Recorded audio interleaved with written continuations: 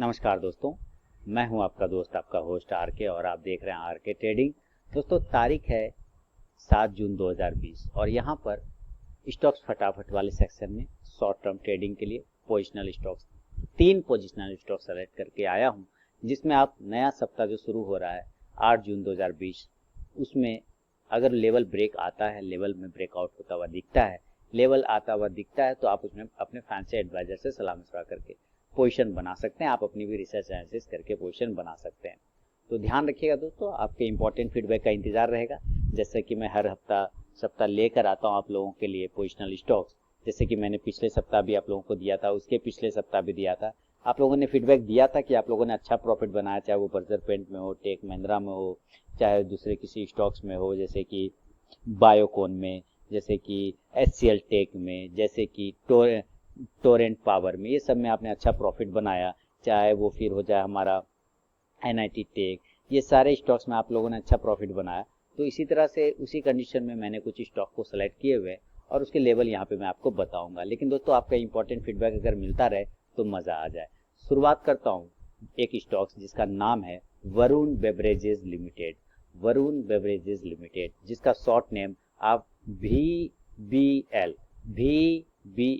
यानी Varun beverages limited आप यहाँ पे देख सकते हैं। भी आप यहाँ पे लिखेंगे ना ये वरुण ऐसे, तो वरुण बेवरेजेस लिमिटेड स्टॉक्स का नाम है और ये उसका चार्ट यहाँ पे लगा हुआ है। डेली का चार्ट है वरुण बेवरेजेस लिमिटेड का, ये डेली का चार्ट है यहाँ आपके सामने में, जैसा कि आप यहाँ पे देख पा रहे हैं।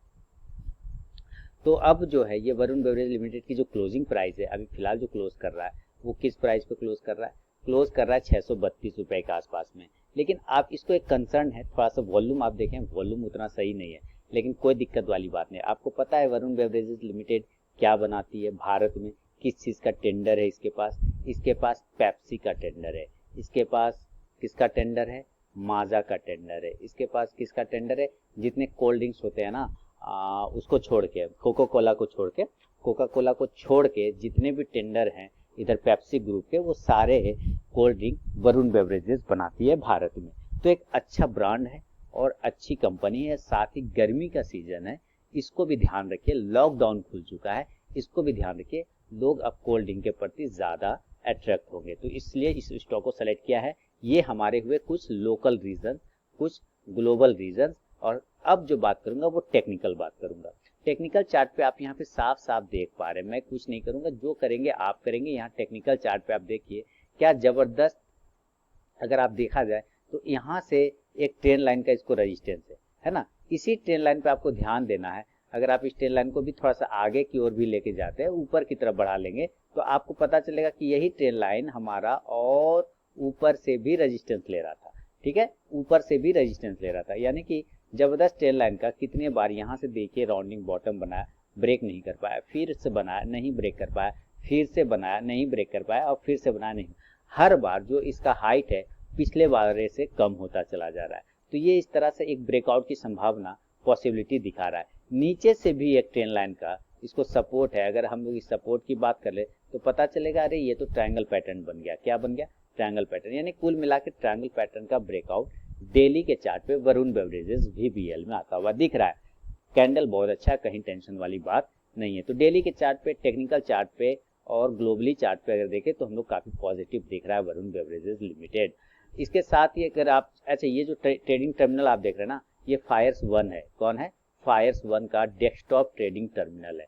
बहुत सारे मेरे वीडियोस बने हैं, 10 12 20 25 वीडियो मेरे फायर्स वन पर बना हुआ है। आप मेरे जाके ट्रेडिंग प्लेलिस्ट आर के ट्रेडिंग चैनल पे जाइए, प्लेलिस्ट वाला सेक्शन में जाके वहाँ पे ट्रेडिंग टर्मिनल वाला प्लेलिस्ट पर क्लिक करेंगे ना, तो आपको फायर्स वन के बारे में बहुत सारी स्क्रीनर की जानकारी भी मिल जाएगी, कैसे यूज करते हैं उसकी भी जानकारी मिल जाएगी।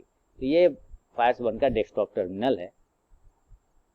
यहाँ पर आपको अगर इंडिकेटर प्लॉट करने हैं तो आप MACD जैसे है अप्लाई कर लिया, तो आप MACD के हिसाब से क्या देख पा रहे हैं, यहाँ देखिए कि MACD में इसको जूम कर देता हूँ, तो आप पाएंगे कि MACD की जो ब्लू लाइन है, MACD की लाइन है रेड लाइन और ब्लू लाइन है सिग्नल लाइन। तो रेड लाइन ने ब्लू लाइन को, यानी MACD की लाइन ने सिग्नल लाइन को क्रॉस ओवर ऊपर की साइड में किया है, तो पॉजिटिव सिग्नल दे रहा है। इसके साथ ही अगर आप यहाँ पे रिलेटिव इसको स्ट्रेंथ इंडेक्स यानी कि RSI को प्लॉट करते हैं तो वो भी क्या बता रहा है, वो भी बिल्कुल आप देखेंगे। इसको जूम कर देता हूँ तो आप पाएंगे कि ज़बरदस्त ये ब्रेकआउट करता हुआ, डेली के चार्ट पे ब्रेकआउट करता हुआ यहाँ पे हमें दिखा रहा है। इसके अगर पॉइंट को मार्क कर ले तो चलिए पॉइंट को हम मार्क करने की कोशिश करते हैं। ये देखिए यहाँ पे जो हमारा कितने का प्राइस आ रहा है, 54 के आसपास का आ रहा है। कितने का आ रहा है, 54 का आ रहा है, ठीक है ना। तो 54 का ब्रेकआउट करने की कोशिश कर रहा है RSI। तो इसको आपको ध्यान में रखना है, इसको ध्यान में रखना है। अब देखिए इसको ध्यान में रखने के साथ ही MACD RSI दोनों पॉजिटिव हो गया। अब हम जरा सा अगर एक्सपोनेंशियल मूविंग एवरेज की बात करते हैं, एक्सपोनेंशियल मूविंग एवरेज ये लिया हमने, अप्लाई कर दिया। ये 14 डेज का है, मुझे 9 डेज के चाहिए मान लेता हूँ। तो यहाँ पे 9 डेज, 9 डे के ऊपर देखिए ये रेड लाइन जो आई है 9 डे के मूविंग एवरेज के ऊपर वरुण बेवरेजेस ने क्लोज किया हुआ है और बिल्कुल ट्रायंगल पैटर्न के अपर एंड में जाके ये क्लोज कर रहा है। इसको हटा के अगर 9 डेज की जगह मैं इसको हटा दूँ और इसको चेंज कर देता हूँ, क्या करना है, इसको चेंज करता हूँ। तो चेंज जैसे ही हमने किया, इसको मैं यहाँ पर से इसको डिलीट किया और एक अप्लाई करके 9 के जगह 26 कर देता हूँ, तो आप पाएंगे अरे 26 के ऊपर भी ये क्लोज कर रहा है। 926 तो ऑलरेडी ब्रेक हो गया। अब इसको मैंने फिर हटा दिया और इसके जगह पे अगर हम लोग 50 डे का एक्सपोनेंशियल मूविंग एवरेज रखे फिर से, तो आप पाएंगे अरे 50 डे का एक्सपोनेंशियल मूविंग एवरेज को इसने क्लेम कर लिया। इसका जो प्राइस आ रहा है 632 आ रहा है, आप यहाँ पे देख रहे हैं एक्सपोनेंशियल मूविंग एवरेज का प्राइस 632। क्लोजिंग कर रहा है कितने पे कैंडल, आप यहाँ पे क्लोजिंग का प्राइस देखें या यहाँ पे भी देख सकते हैं, ये लगा दिया मैंने।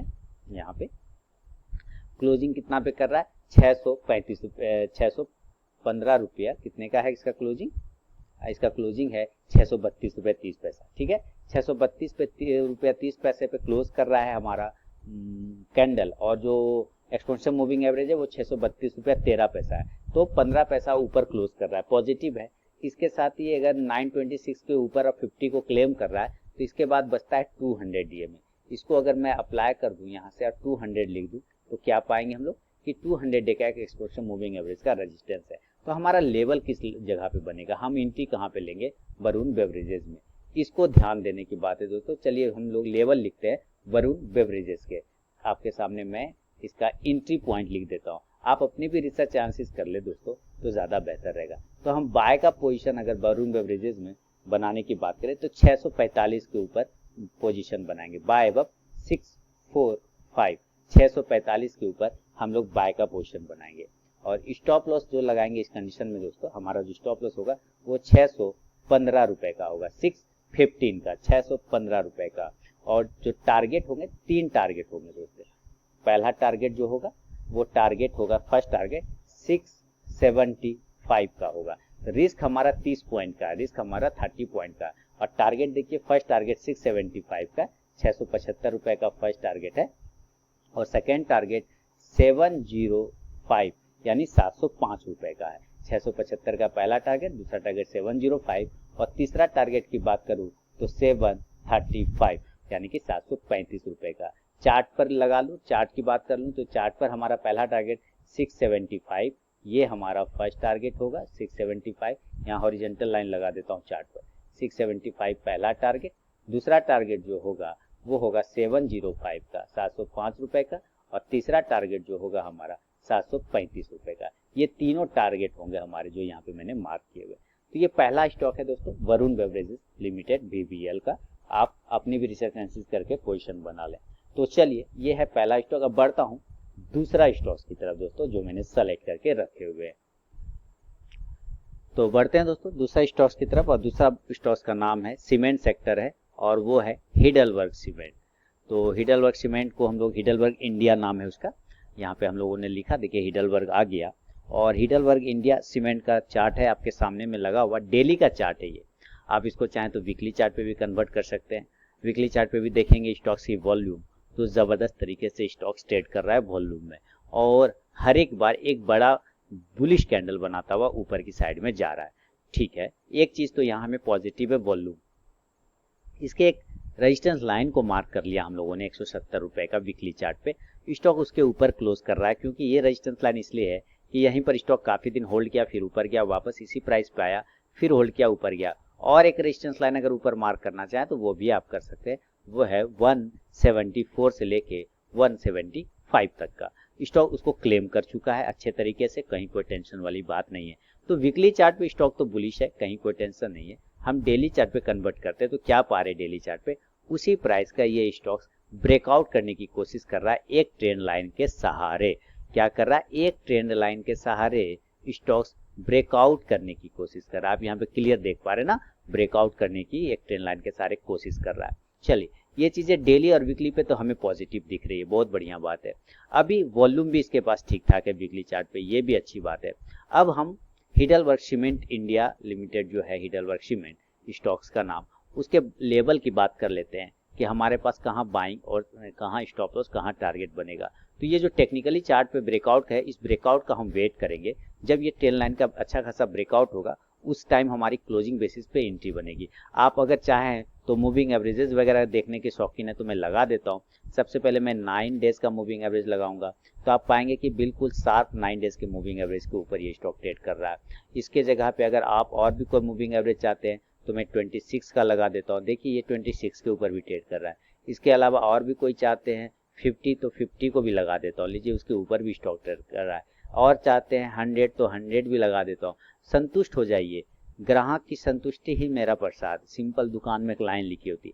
आप संतुष्ट हो जाइए, आपसे मैं कोई पैसा नहीं ले रहा हूँ, आपकी सेवा कर रहा हूँ, कोई पैसा नहीं ले रहा हूँ, फ्री ऑफ कॉस्ट में ये कॉल्स मैं आपको दे रहा हूँ यहाँ पर। लेकिन इस चीज को आपको समझिए, आप अपनी भी एनालिसिस करिए। मैं सिर्फ अपना व्यू बता सकता हूँ, आपको हाथ पकड़ के ट्रेड नहीं करा सकता है ना। आप अपनी भी रिसर्च एनालिसिस कर सकते हैं इस पे, और अपना, चूंकि पैसा आप लगा रहे हैं ना, तो आपको भी अपना रिसर्च, अपना दिमाग तो लगाना ही पड़ेगा। इसके अलावा अगर और कोई मूविंग एवरेज 200 देखना है तो मैं 200 मूविंग एवरेजेस भी लगा सकता हूँ। स्टॉक्स ने उसको भी क्लेम करके क्लोज कर दिया बहुत ही अच्छे तरीके से। तो सारे मूविंग एवरेजेस के स्टॉक ऊपर ट्रेड कर रहा है, क्या कर रहा है, ट्रेड कर रहा है। तो मूविंग एवरेज का काम खत्म। एमएससीडी की बात कर लेते हैं, तो एमएससीडी देखिए क्या कर रहा है। एमएससीडी डाइवर्स कर ऊपर से कन्वर्स कर रहा है ना, कितना जबरदस्त कन्वर्स कर रहा है, काफी बुलिश है। यहाँ भी आप पॉजिटिव में चल रहे हैं, बहुत अच्छी बात है। इसके अलावा अगर और कुछ देखना चाहे, आरएसआई भी तो आप फॉलो करते हैं, लीजिए मैं आरएसआई भी आप लोगों के लिए लगा देता हूँ। सर ये लगा दिया मैंने आरएसआई। अब देखिए आरएसआई क्या बता रहा है, जबरदस्त। आरएसआई क्या कर रहा है, 64 के आसपास ब्रेकआउट की तैयारी कर रहा है, ये भी पॉजिटिव है।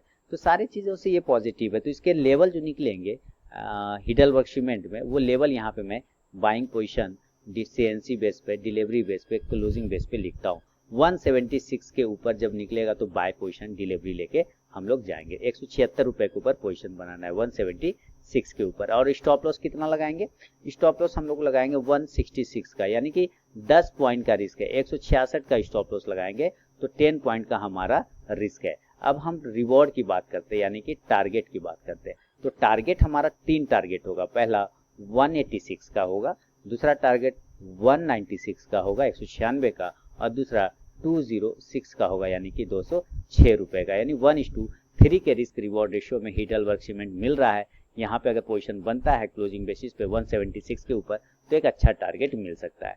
तो ये दूसरा स्टॉक है दोस्तों हिडलबर्ग सीमेंट का।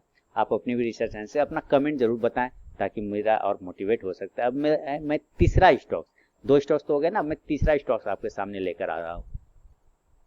और तीसरा स्टॉक जो है दोस्तों वो टायर कंपनी है और उसका नाम है बालकृष्ण इंडस्ट्रीज। देखिए बालकृष्ण इंडस्ट्रीज का ये आपके सामने चार्ट ओपन हो गया। बालकृष्ण इंडस्ट्रीज जबरदस्त तरीके से, मैं एक और दिख रहा था ना, वो क्या था, दूसरा था क्या कोई, वो कौन सा स्टॉक है, वो तो दूसरा है। बालकृष्ण इंडस्ट्रीज, मुझे टायर कंपनी चाहिए। यहाँ देखिए बालकृष्ण इंडस्ट्रीज का ये स्टॉक्स है, बालकृष्ण इंडस्ट्रीज।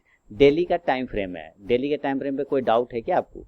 चार्ट देख के बता रहा है कि आओ मुझे बाय करो, है ना, आओ मुझ में पैसा लगाओ। चार्ट देख के बता रहा है अपने आप को। क्या जबरदस्त, क्या जबरदस्त। यानी इस प्राइस को 1150 से 55 का जो रेजिस्टेंस है, क्या उसको ब्रेक करने की कोशिश किया और सक्सेस हुआ, और उसके ऊपर ट्रेड भी कर रहा है बहुत अच्छे तरीके से। ये एक अच्छी बात है। क्लोजिंग 163 के आसपास है, तो जबरदस्त मूवमेंट है डेली के चार्ट पर।